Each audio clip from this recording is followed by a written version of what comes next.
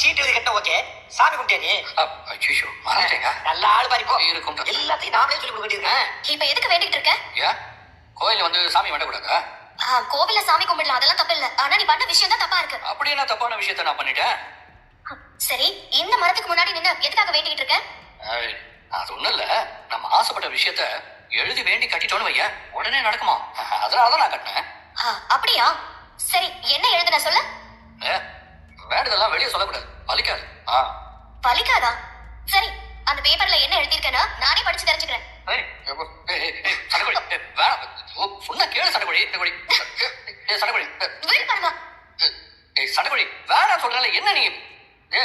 முடியாது பரமா, இங்க பாரு, நீ ஏதோ பண்ணிருக்க. எதுக்காக நீ என்ன தடுக்கணும்? நான் பாத்தே தீருவேன். சண்டகொடி வேணாம். பரமா, பாத்தே தீருவேன். சண்டகொடி சும்மா சண்டகொடி வேணாம். சண்டகொடி சொன்ன கேளு. என்ன மன்னிச்சிரு பரமா. விடு விடு.